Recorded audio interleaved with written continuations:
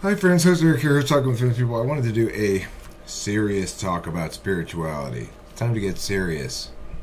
And what does getting serious mean? Well, it means, yes, it's fun to make fun of those ridiculous things, but it doesn't, we can't conclude from that all spiritual experience is therefore complete bullshit and nonsense.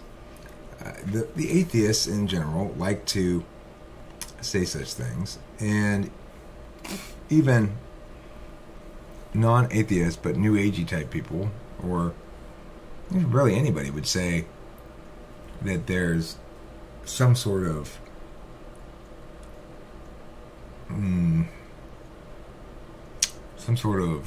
non-rational state or experience or manifestation of life that has some value. So I think it's worth talking about that.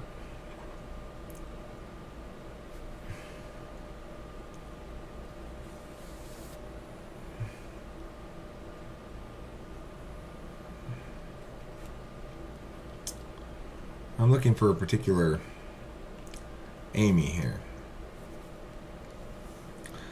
So Amy says, it seems to me that Eric's on a bit of a rampage. What this reflects to me is someone who, in spite of recognizing his intellectual gifts, having an amazing partner and doing work he enjoys, still doesn't feel truly valued. He may get glimpses, but they don't last. Perhaps he imagines this will happen if he becomes famous enough or heard by everyone in the world. Perhaps he imagines it will come if he just shows the world he deserves it by being better than or contrasting himself with those who have cognitive disabilities or those who share the insights with the world using a spiritual lens. It seems to me, though, that no one is more or less deserving or valued by the cosmos. All we can do is humble ourselves enough to tap into our inherent value. I recognize that others have that too, and respect ourselves enough to take care of our needs and being mindful of moderation our wants. In doing so, we will be in a state of abundance and we can share our gifts freely, not needing or expecting anything in return with the world. Okay, well that's fine. The thing is, I don't mean to invalidate spirituality in general, or exploration of self. I certainly went through a period of time when I was much less dismissive of spirituality myself, and got from it whatever I got from it. The thing is, what I'm doing basically is having fun, making jokes and making fun of stuff.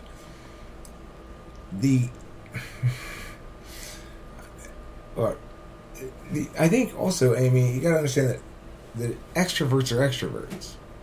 I genuinely like attention. I like being in the mix. I like being up in the mix and socializing and stuff like that. Any understanding of my optimization that doesn't include an acknowledgement of the fundamental legitimacy of that as a goal is going to be off on the wrong foot. So just because I want to become more famous, it doesn't mean that I'm not satisfied with my life right now. It doesn't mean that I'm not happy or fulfilled or whatever. I'm all of those things. I'm in a pretty good place right now. It's like, just rolling nicely for me. That doesn't mean I'm enlightened. It doesn't mean I need to be more enlightened. It just means shit's going good. As far as this, the universe doesn't care. It sees me as just the same as whatever. No one is more or less deserving of value by the cosmos. I couldn't disagree more strongly. In terms of my own magical thinking, the cosmos is both concerned and wrathful.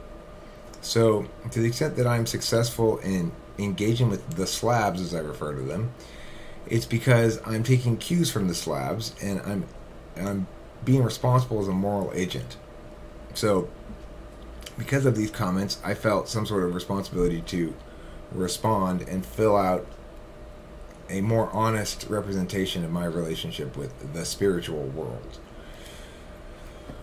The thing about the spiritual world is, the way I understand it, is basically that there's a big video game, and there are competing interests in the video game on a metaphysical level that we can't know about. We can just presume. Now keep in mind, this is magical thinking, so it doesn't uphold to law. It doesn't withstand logical scrutiny, and it's not supposed to. Otherwise, it wouldn't be magical thinking. And that the person who's playing me, or the group of interests who are playing me, first of all, when you play somebody, you can't actually play them directly. So there's no player controlling what I do. All the player can do is indirect things, like put shit in front of me to delay put something in front of me that he figures I'll be interested in enough to stop and pause and scratch my head and look at it, so as to avoid getting hit by that bus I would otherwise get hit by. Okay? So that's how the players play, is they can't do shit directly. They've got to, like, they can't do shit directly to their own interest, their own interest. So I'm representative of the interests of one or more entities that are concerned about what's going on down here on Earth. And there are basic rules of the game, which are, karma is one of them, and there's also just sort of a wrathful punishment of wrongdoing, regardless of if it's karmically appropriate. I mean, we can only approximate the karmic appropriateness of things. We don't really know how much exactly. We can measure right and wrong on a transgression level, on a binary level, but we don't have any real sense of degree except proportionality. And we can't measure right and wrong on a utilitarian level, but then we get a sense of degree. So it's tricky for humans to figure out exactly how to behave. But to the extent that we adhere to their rules, whatever they are, we are rewarded accordingly. And to the extent that we violate them, we are punished accordingly. That's what I think. And does the universe care more about me than they do about other people? Well, not implicitly, no. And everybody has equal autonomy, equal legitimacy, equal rights, stuff like that. But there's this other thing called a tavrine, and from this book series I read called The Wheel of Time. The series is called The Wheel of Time. There's like 16 books in it. It's by a guy named Robert Jordan.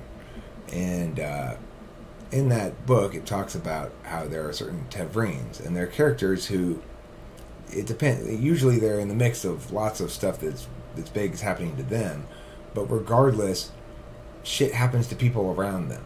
So, by coming in contact with the tavrine, you become sucked into their slab vortex, and then there's a lot of impact, right? You can float through life. If you never encounter a tavrine, everything's just sort of washes out in the mix. Everything's a negative feedback loop. But tavrines tend to have more of a positive feedback loop, at least locally, such that people who come into contact with them become that entity becomes more central to their life than it would otherwise be explicable. I tend to think I function like that a little bit. It's always been that way. It's not necessarily that I get to have exciting or big achievements or anything. It's that people's lives tend to change a lot when they come around me. It's something I had to come to accept a little bit. And it's not something I really have ever talked about before, except with a couple of people in private, sort of, because it's ridiculous. And it's self-aggrandizing or whatever. But again, it doesn't mean that I'm accomplishing anything. It doesn't mean that I'm successful. I do tend to see people around me have dramatic leaps in their lives, like introducing a kid to debate and they become national champion. That's dramatic. People, like Abraham and Susie. Prior to meeting me, they were just doing their own thing or whatever. And then Abraham's life completely, like the course of his life was more or less defined at the point when he met me, as was Susie's. Not because I did anything. I'm not responsible for it. It's just incidental. That's the way tavrines work. I can't take any credit for anything, because it's just magic shit. And it's not necessarily good either. Like, you gotta be careful with the slabs. You have to be careful. You know who used to be careless with the slabs is a little bit more careful now? Taylor. Look what happened to him. You gotta be respectful of the slabs. Anyway, I first came into acceptance of magical thinking in my life when I had to quit drinking at age 42. And I was so done with drinking alcohol. Just so, like, I just can't do it anymore. It was just, whatever I have to do. It's either this, either stop or die. Stop or die right now, because I can't live like this anymore. So I decided to go in there and just do whatever those people said in Alcoholics Anonymous, which included prayer and stuff like that. And I just did it. I accepted the fact that I didn't have to believe anything to engage in the behavior. I just had to follow instructions to display that, I mean, not to display, but in my mind is because, well, I can't handle this problem. I've been trying to for years, and I fail utterly and miserably. So, though I've tried AA before, and it's worked for little stretches of time, I never actually did what they said. I never worked the steps or whatever. This time I was in such a state of despair, I went in there and I just attempted to follow the instructions. And that's the key thing. It's actual humility. If you're an agnostic-y, atheist-y kind of guy, like I used to be, and you're in such a state of despair that despite the fact that you still haven't changed your opinions about that stuff at all, you're willing to pray and do other magical thinking kind of stuff, then that's real humility. And that teaches you a lot, regardless of whether you want to buy into the God component or not. For me, God was... Thanks, Katie. God was important, more important than one might wish to conclude if one's a rationalist or opposed to deism or something. I'm careful to not, when I talk about quitting drinking, I'm careful to not fail to include God, because again, God and the Slavs are very much linked. I mean, basically the same thing. And my God is a wrathful God. I mean, as I understand God, He is very wrathful, and He will punish you if you transgress or do bad things or dishonest or get shady or wrathful. So it's not like I don't have any nice soft spirituality to offer you. Man up and live right one way or the other, or suffer accordingly. And that's really it. That's the full state of my spiritual wisdom. So it's like I think Amy has trouble getting that this and my middle finger everywhere and whatever, that it can possibly be desirable or optimizing or as I ought to be, because it seems to run afoul of some sort of understanding about, I don't know.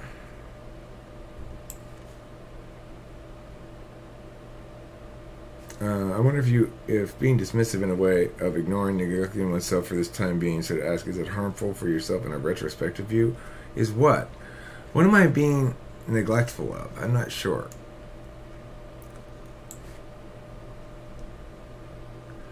This is exactly what I was inviting you to consider, that your feelings might be trying to tell you something, but you keep medicating them or ignoring them. Okay, again, look.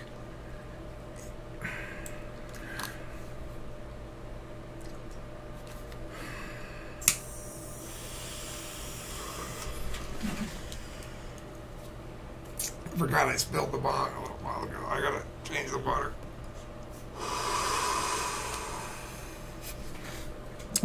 The fact that I'm actively and willfully interfacing with my state of being is fine. Why shouldn't it be?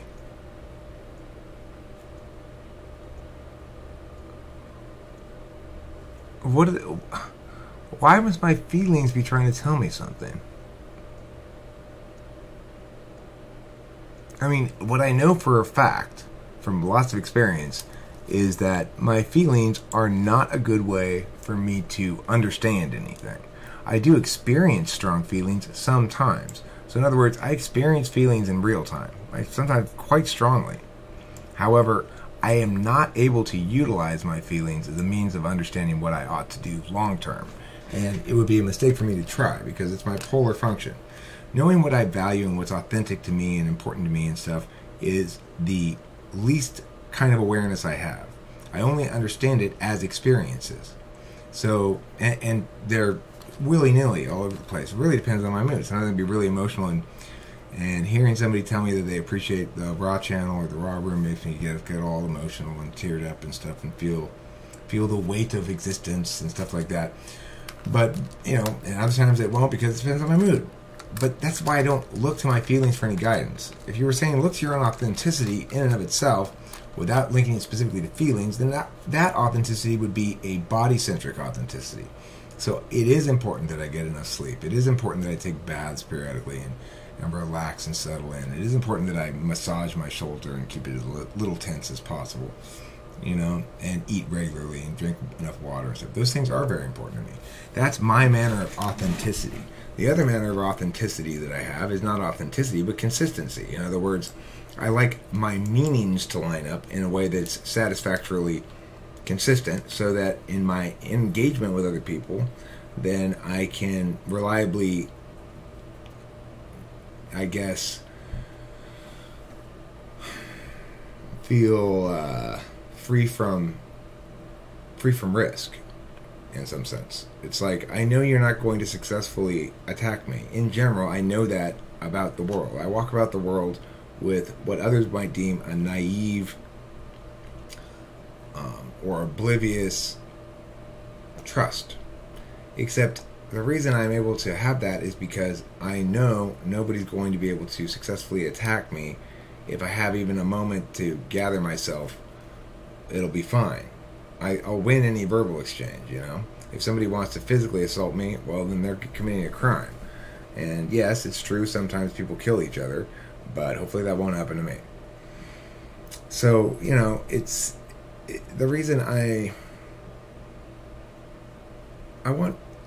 think it's perfectly normal and acceptable for somebody like me to want to conquer ever larger stages. In other words,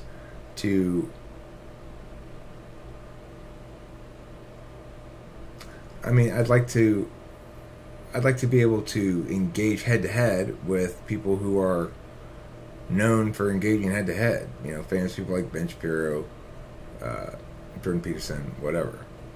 And you know, I'm willing to take whatever side. Why do I want to do that? I mean, it just sounds exciting and fun and great. It just sounds like a dream come true. I mean, this is already a dream come true for me.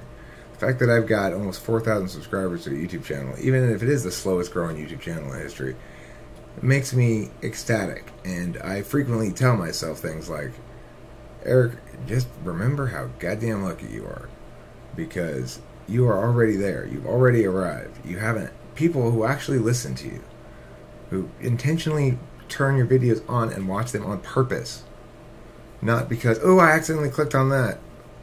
Now, that may be indicative to you of low self-esteem in some regard, and it's indicative of the path I've traveled to get here. I've been making media for a long-ass time, and I've had audiences in times in the past and not valued them enough and not appreciated them. Why?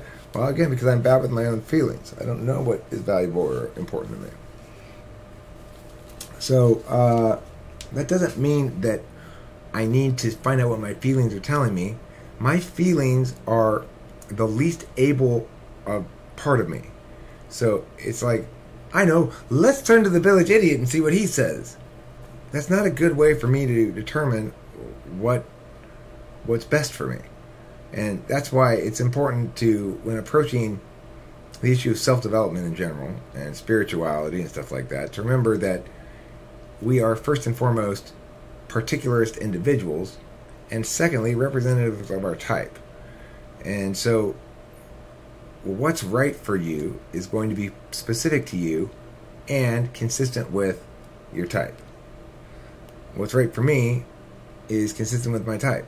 It's not a feelings-based, not an introverted feelings-based experience. My manifestation of self doesn't rely on clear understanding and usage of authenticity of self in order to attain authenticity of self. I think I'm pretty authentic. I asked Kim this question the other day, like, because she commented somebody wasn't living authentically, and I said, do you think I'm living authentically? And she said, yeah. And basically, it boiled down to she didn't really think anybody was living authentically, but she did think I was. And I think what she meant by that was, I do what I want, and I don't do things I don't want, to the extent that I'm able to. And I don't take any shit about it either. I'm not going to sit there and listen to her tell me I'm doing something wrong unless I'm actually doing something wrong. So, that's what she means by authentically. I don't know. Feelers tend to think that because I'm making fun of somebody that I must be expressing or projecting some insecurity. That's not true. It's just that I'm pretty insensitive in a literal sense. Like, that particular modality of understanding is not very sensitive to me. It's a very blunt instrument. So I just tend to make fun of whatever I feel like making fun of, whatever seems funny to me. It's me being a jokester, not me being insecure, I don't think. I mean, maybe, but if it is, it's super unconscious. I don't feel threatened by those people. I mean, you could say maybe I feel threatened by MTG guy. I feel threatened by Matt Christensen, some of the other big name people who seem intelligent and are basically in the same niche as some of what I do. Then I might be a little more hatery about that, but certainly not like Sri Avanasher or whatever his name was, or Yogi Majuji. Fuck no. I mean, those people are asswipes. They're totally. Oh my god. I don't mind giving people advice and stuff. Like, I have advice that would be probably well heard by fellow extroverted intuitors, ENFPs, ENTPs. And maybe I should make an advice video where I say, look, I'm almost 50 years old. If you're younger than me, or even if you're the same age, these are things that I think would be good pieces of advice that I would have liked to have heard when I was whatever age. And so I'll share them. And if you find them useful, great. And if you don't, toss them out the window. It's like, why do I need to position myself as some all-knowing motherfucker who's got magic powers that he shoots out of his fingers? I don't want to be that joke. I'd rather be a jokester than a joke. And that guy is just a fucking joke. I mean, all those guys are. All those I'm so wise and knowledgeable shit it's all a joke. It's ridiculous. What? It's not. If you are so wise and knowledgeable, then quickly spit out your wisdom and knowledge so we can all have it. And then you can go back to being a regular person. How about that? It's my egalitarian default. I don't like people who position themselves as special in some regard. Although you may say I have positioned myself as such in this video talking about my magical thinking. Remember, that's my magical thinking. I don't affirm those statements for purposes of argumentation. I won't stand behind them and defend them because that's not what that shit's for. It's stuff I normally don't share with anybody because it's just my own magical thinking. But I don't know, I guess I just did in this video. Maybe I'm using my FI to touch my authenticity to your authenticity. And then when two people love each other very much, one of the authenticities shoots out a sperm, and the other authenticity becomes fertilized by it. And that's where babies come from. The end.